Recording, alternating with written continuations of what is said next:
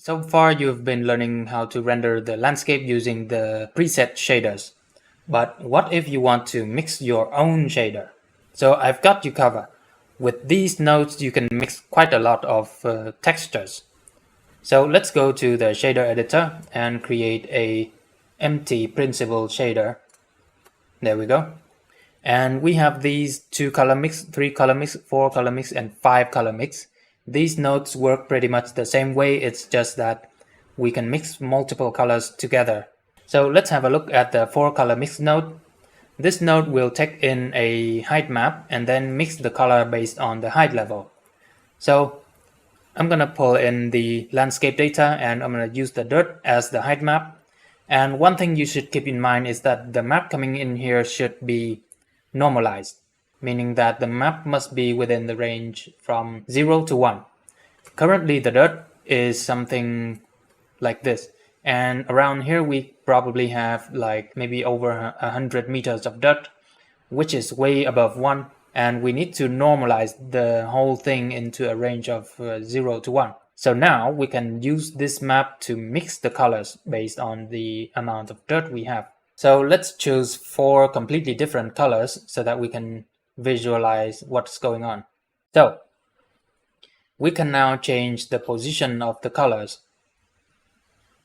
like this. So this is the part with the most dirt and it's somewhat orange, and we can change the parameter like this. So you see this part we have this purple and then blue, and then the parts with 0 dirt we have green. But we can actually make the green spread out a little more. So you see we now have a very nice 4 color mixing setup. So this is the part with the most dirt and it's orange. And this is the part with the least dirt and it's green. And we can put this into the principled shader and see how it looks. It's like this. We need to increase the roughness as well as decrease the specularity. There we go. And let me just reset this to have some proper coloring.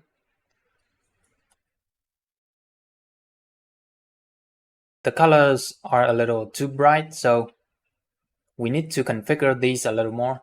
And then we can use this color as the base to have some macro variation going on. Alright, suppose I like this dirt color. Now I need to introduce some grass or maybe some kind of vegetation on the dirt based on the amount of water that flow through over time, right? So that means we have to use this flow channel somehow. This flow channel indicates the amount of water that flow through the area. So you see this is on top of the mountain and we should have very little water going on here.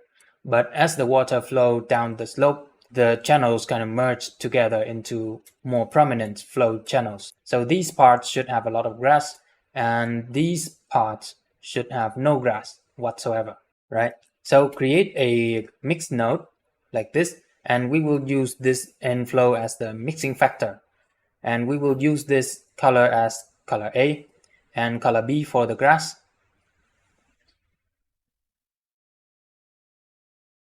Like that. And maybe we should choose multiply or perhaps soft light. Right, something like that. Now, maybe we should multiply instead. Alright, now you can use a map range node to further configure the flow channel. Right now this is the default inflow channel, but what if I want the grass to spread out a little more? In that case, I can use the map range node. There we go. And I can decrease this from max value to make the white spread out. This will help me control the positioning of the grass. So you see, we now have some very nice grass going on.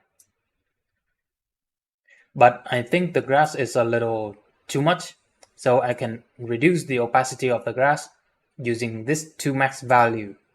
See? And let's have a look at the result. There we go. So you see we now have some very nice dirt going on and some very organic looking green flow going on.